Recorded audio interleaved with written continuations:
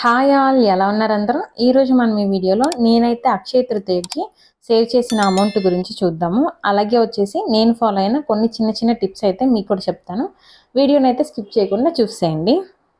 మన ఛానల్లో ఆల్రెడీ అయితే నేను ఒక 4 మంత్స్ బ్యాక్ ఫిబ్రవరిలో కనైతే అక్షయ తృతీయ 100 డేస్ ఛాలెంజ్ అనేసి ఒక వీడియోని అయితే పెట్టాను. ఆ వీడియోలో అయితే రోజుకి 65 రూపీస్ కానీ 100 డేస్కి కానీ వేసామంటే 6500 రూపీస్ అయితే వస్తుంది. 1 గ్రామ్ అయితే కొనుక్కోవచ్చు అనేసి ఆ వీడియోలో ఉంటుంది.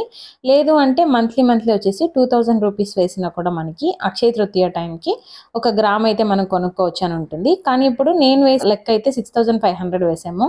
ఇప్పుడు గోల్డ్ రేట్ ఈ 4 మంత్స్లోనే పెరిగిపోయింది కాబట్టి ఒక 300 అయితే మనం ఎక్స్ట్రా వేసుకొని కొనుక్కోవాల్సి వస్తుంది. ఈ ఛాలెంజ్ని ఫాలో అయిన వాళ్ళైతే నేనైతే ఈ ఛాలెంజ్ని ఫాలో అయ్యి రోజు అయితే 65 రూపీస్ వేసేదాన్ని. 65 రూపీస్ లేకపోయినా కానీ ఎంత అమౌంట్ ఉంటే అంత అమౌంట్ అయితే వేస్తూ వచ్చేదాన్ని. ఒక బాక్స్ని అయితే ప్లాస్టిక్ బాక్స్లో వేస్తూ వచ్చాను. రోజు అయితే నేను ఒక అమౌంట్ని, ఈ అమౌంట్ అయితే ఇంకా ఒక 25 డేస్ అయితే ఉంది కదా, ఈ 25 డేస్లో ఇంకా కొంచెం అయితే సేవ్ చేసి 1 గ్రామ్ అయితే నేను కొందాం అనుకుంటున్నాను. ఇంతవరకు నేనైతే అక్షయ తృతీయకి ఎప్పుడు కొనలేదు. ఈ ఇయరే నేను కొందామని అనుకుంటున్నాను. నేను ఎప్పుడు కూడా మన దగ్గర ఎప్పుడైతే అమౌంట్ ఉంటుందో ఆ రోజే నేనైతే మంచి రోజుగా ఫీల్ అవుతాను. కానీ ఈసారి ఈ ఛాలెంజ్ తీసుకున్నాను కాబట్టి ఒకవేళ అక్షయ తృతీయ రోజు కనుకుంటే నేను వీడియో అయితే అప్లోడ్ చేస్తాను. ఇప్పుడు నేను ఫాలో అయిన చిన్న చిన్న టిప్స్ అయితే మీకు కూడా చెప్తాను. నేనైతే ఫస్ట్ ఈ 100 డేస్లో అయితే నేను బయట ఫుడ్ అయితే అసలు తినలేదు. అంటే నేను బయట ఫుడ్ తినకూడదని అనుకున్నాను. ఎప్పుడైతే నాకు తినాలి అని అనిపిస్తుందో ఆ టైంలో అయితే నేను ఒక 100 రూపీస్ అయితే తీసి ఈ బాక్స్లో అయితే వేసేదాన్ని. ఇంట్లోనే నాకు ఇష్టమైన వేరే ఏదైనా అయితే కుక్ చేసుకొని తినేదాన్ని. ఈ 100 డేస్లో అయితే నేను ఇది ఫాలో అయ్యాను ఫస్ట్. సెకండ్ది కానైతే మనకి చెప్తారు కదా, మామూలుగా ఏంటంటే మంచి బట్టలు వేసుకోకపోయినా పర్లేదు కానీ ఒక మంచి బుక్ని అయితే మిస్ కాకూడదు అనేసి నేనైతే నేను సేవ్ చేసుకున్న అమౌంట్తో ఒక బుక్ని అయితే నేను కొనుక్కున్నాను. ఆ బుక్ పేరు వచ్చేసి rich dad and poor dad ఆ బుక్ పేరు. ఈ బుక్ని అయితే నేను చదవాలని డిసైడ్ అయ్యాను.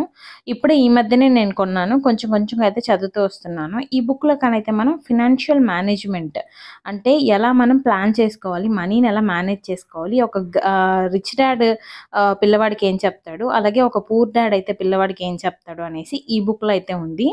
మీరైతే ఈ బుక్ని యూట్యూబ్లో కూడా అయితే ఈ బుక్లో ఏం రాసున్నారు అనేసి వీడియో చూడొచ్చు. అలా లేదు అనుకునే వాళ్ళు బుక్ కొనుక్కొని కూడా చదువుకోవచ్చు. నేనైతే ఈ బుక్ని ఎందుకు కొన్నానంటే కొంచెం మనం ఇంగ్లీష్ నేర్చుకున్నట్టు ఉంటుంది. అలాగే మనకి వీడియోలో వినే కంటే కూడా మనం ఓన్గా ఫీల్ అయ్యి చదవటంలో బాగుంటుంది కాబట్టి నేనైతే ఈ బుక్ని కొనుక్కున్నాను. ఈ బుక్ని అయితే నేను ఫుల్గా కంప్లీట్ చేసిన తర్వాత చెప్తాను ఈ బుక్ రివ్యూ. కానీ ప్రస్తుతానికైతే మనం బయట రివ్యూస్ కానీ చూసామంటే బాగుందని చెప్తున్నారు. నేనైతే ఇప్పటికీ కొన్ని పేజెస్ అయితే చదివాను. చదివినంత వరకు అయితే ఈ బుక్ బాగుంది. ఎలా మనం మనీని అయితే మేనేజ్ చేసుకోవాలి అనేసి ఈ బుక్లో అయితే మీరు కొన్ని అయితే నేర్చుకోవచ్చు మీరు మనీ గురించి. ఒకసారి అయితే ఈ బుక్ని చదివి చూడండి. నెక్స్ట్ వచ్చేసి మన ఇంట్లో కానీ పిల్లలు కానీ ఉంటే మనం ఏం చేస్తూ ఉంటామంటే వాళ్ళు టాయ్స్ అడిగారనేసి అడిగిన టాయ్ ఎంత రేట్ ఉన్నా కానీ కొనిస్తూ ఉంటాము. అలాగే వాళ్ళు ఒక్కొక్కసారి వచ్చేసి ఎక్కువ నాకు ఈ టాయ్ కావాలని ఏడుస్తూ ఉంటారు. వాళ్ళు ఏడుస్తున్నారని కంట్రోల్ చేయలేక వాళ్ళకైతే మనం ఏదో ఒక టాయ్ని కొనిస్తూ ఉంటాము, వాళ్ళు అడిగిన టాయ్ని. ఇంకా ఫస్ట్ పుట్టిన పిల్లలు గానైతే వాళ్ళు ఇంకా ఏది అడిగినా కూడా మనమైతే డబ్బులు ఉన్నాయా లేవా అని చూసుకోకుండా కొనిస్తూ ఉంటాము, వాళ్ళ మీద ఎక్కువ గారాబం ప్రేమతోటి. ఇదైతే మనం ఇప్పుడు ఒక టాయ్ అయితే పర్వాలేదు, సేమ్ టాయ్ని ఒక 4-5 సార్లు కూడా వాళ్ళు అడిగినప్పుడల్లా కొనిస్తూ ఉంటాము. ఇప్పుడు నేననే కాదు చాలా మంది అలానే ఉన్నారు.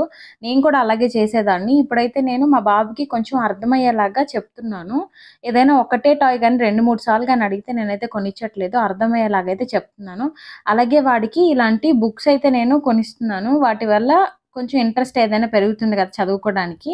అలాగనేసి ఏదైనా స్టోరీ బుక్స్ కానీ ఇలాంటివైతే నేను ప్రిఫర్ చేసి వాటినైతే నేను చదివి చెప్పిస్తున్నాను. ఇలా కూడా చేయొచ్చు కానీ ఒకటే టాయ్ని ఊరికే మనం టాయ్స్ని కొనిస్తూ ఉంటాం. కొంతమంది పిల్లలు అయితే టాయ్స్తో ఆడుకుంటారు, కానీ కొంతమంది ఆడుకోరు. అయినా కూడా వాళ్ళు అడిగారని మనం కొనిస్తూ ఉంటాము. వాటి అమౌంట్ని అయితే మనం చూసుకోము. అలా ఒక టాయే కదా అని కొనిస్తూ ఉంటే చాలా అమౌంట్ అయితే మనం దీనికోసం వేస్ట్ చేస్తూ ఉంటాము. ఇదైతే నేను చాలా వరకు తగ్గించేశాను. ఒకటేసారి అన్ని మార్పులు రావాలంటే కష్టం కదా, చిన్నగానే వస్తాయి. నేను కూడా అలాగే కొంచెంగా చిన్నగా అయితే తగ్గిస్తూ వస్తున్నాను. సేవింగ్స్ వైపు అయితే వెళ్తూ ఉన్నాను. ఇంకొకటి నాకుండే అలవాటు ఏంటంటే ఏదైనా ఫ్యాన్సీ షాప్కి కానీ వెళ్ళానంటే ఒక 10 రూపీస్‌కైనా, 20 రూపీస్‌కైనా ఏదో ఒకటి కొనంది అయితే నేను బయటకైతే రానే రాను. కనీసం ఏదైనా క్లిప్ అయినా, కమ్మలైనా ఏదో ఒకటి కొంటూ ఉంటాను. ఇలాంటివైతే చాలానే ఉంటాయి నా దగ్గర. ఈ 100 డేస్‌లో అయితే నేను ఇలాంటివి ఏమీ కొనకూడదని డిసైడ్ అయిపోయాను. అలాగే ఫ్యాన్సీ స్టోర్ వైపు కూడా నేనైతే వెళ్ళలేదు. ఎందుకంటే ఏదైనా అవసరమైన వస్తువులైతే చిన్న చిన్న షాప్స్‌లో కొనుక్కోవచ్చు. మనం ఫ్యాన్సీ స్టోర్స్‌కి కానీ వెళ్ళామంటే అక్కడైతే అట్రాక్ట్ అయిపోయేసి ఇలాంటివైతే కొంటూ ఉంటాము. అవసరం ఉన్నా లేకపోయినా ఏదో ఒక క్లిప్ 10 రూపీసే కదా, 5 రూపీసే కదా అని కొంటూ వస్తాము. అలా కాకుండా ఈ 100 డేస్‌లో అయితే నేను అటువైపే వెళ్ళలేదు. ఇదైతే నేను ఒక టిప్ ఫాలో అయ్యాను. ఇలాగే ప్రతి ఒక్కరికి ఏదో ఒక హ్యాబిట్ అయితే ఉంటుంది. కొంతమంది ఏం చేస్తారు, డ్రెస్సులు కొనుక్కుంటారు. కొంతమంది గ్యాడ్జెట్, కొంతమంది పర్సులు కొంటా ఉంటారు. కొంతమంది వాచెస్. ఇలా ఏదో ఒక దాని మీద అయితే మనకి ఇంట్రెస్ట్ ఎక్కువ ఉండి వాటిని కొంటూనే ఉంటాం గదా! అలాంటి వాటిని కొన్ని రోజులైతే స్టాప్ చేసి, ఎప్పుడైతే మీకు కొనాలి అని అనిపిచ్చిందో, ఆ టైంలో అయితే మీరు ఇలా ఒక బాక్స్‌లో ఒక 100 గాని, 200 గాని వేసేసి డైవర్ట్ అయితే అవ్వండి. ఆ టైంలో మీరు కొంచెం అయితే అమౌంట్‌ని సేవ్ చేసుకోవచ్చు. నేను ఫాలో అయిన ఇంకొక టిప్ ఏంటంటే, ఆన్‌లైన్ యాప్స్‌లో అయితే నేను ఆఫర్స్ పెట్టిన టైంలో ఈ డ్రెసెస్ ఆఫర్స్ అని, లేదంటే కిచెన్ ఐటెమ్స్ ఆఫర్స్ అని వీటినైతే నేను అస్సలు ఆన్‌లైనే ఓపెన్ చేయలేదు. ఒకవేళ ఓపెన్ చేసి ఆఫర్స్‌ని చెక్ చేసినా కూడా ఓన్లీ గోల్డ్ కాయిన్స్ మీద ఏదైనా ఆఫర్స్ ఉన్నాయా అనేసి ప్రతి యాప్‌లో అయితే వెతికేదాన్ని, కానీ మిగిలిన వాటి వైపు ఈ డ్రెస్ ఆఫర్స్ వైపు అయితే అస్సలు వెళ్ళేదాన్నే కాదు. అసలు ఓపెన్ కూడా చేయను. ఒక్కసారి ఓపెన్ చేశామంటే వాటికి అట్రాక్ట్ అయిపోయేసి ఆటోమేటిక్‌గా కార్ట్‌లో యాడ్ చేసి కొంటూ ఉంటాము. సో, అదైతే నేను అవాయిడ్ చేశాను.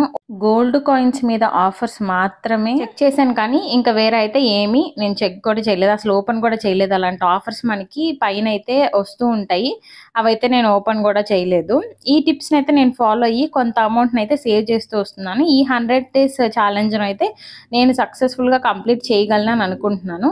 ఇంకా అక్షయ తృతీయకనైతే మనకి 25 డేస్ అయితే ఉంది. మీరెవరైనా కూడా సేవ్ చేసుకోవాలి అని అనుకున్న వాళ్ళకనైతే పర్ డే ఒక 200 గానీ, లేదంటే 100 రూపీస్ అయినా సేవ్ చేసుకోండి. ఒక హాఫ్ గ్రామ్ గానీ, 1 గ్రామ్ గానీ కొనుక్కోవచ్చు. ఎందుకంటే అక్షయ తృతీయ టైంలో కానైతే మనకి వేస్టేజ్ లేకుండా చాలా ఆఫర్స్ ఇస్తారు.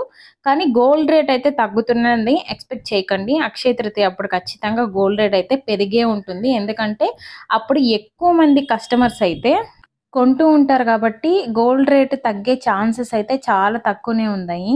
ఎలాగో గోల్డ్ రేట్ అయితే పెరిగిపోయింది. కాబట్టి మన దగ్గర ఎంత సేవింగ్స్ ఉంటే అంత సేవింగ్స్‌కి మనకి ఏదో ఒక హాఫ్ గ్రామ్ అయినా, 1 గ్రామ్ అయినా కొనుక్కోగలము. ఎందుకంటే విఏ వచ్చేసి ఉండదు కాబట్టి ఇదొక మనకి ఒక ఛాన్స్‌గా అయితే మనం ఉపయోగించుకోవచ్చు. సేవ్ చేసిన అమౌంట్‌తో కొనుక్కోడానికి. ఇలా మనం చిన్న చిన్న సేవింగ్స్ మనకున్న హ్యాబిట్‌ని తగ్గించుకొని అలాగా ఆ మిగిలిన అమౌంట్‌నైతే మనం సేవ్ చేసుకుంటూ గాని వచ్చామంటే ఏదో ఒక ఇన్వెస్ట్‌మెంట్ రూపంగా అయితే మనకి ఆ సేవింగ్స్ అమౌంట్ ఉపయోగపడుతుంది.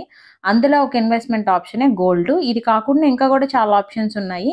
ఇంకేందులో అయినా కూడా మీకు ఐడియా కానుంటే అందులో కూడా మీరు సేవ్ చేసిన అమౌంట్‌ని ఇన్వెస్ట్ చేసుకొని దాన్నైతే డబుల్, ట్రిపుల్‌గా అయితే చేసుకోవచ్చు. ఇవాల్టికైతే ఇదే నా వీడియో. ఇలాంటి మరెన్నో వీడియోస్ కోసం ఛానల్‌నైతే లైక్, షేర్ అండ్ సబ్స్క్రైబ్ చేసుకోండి. Thanks for watching my video. Stay tuned. By by.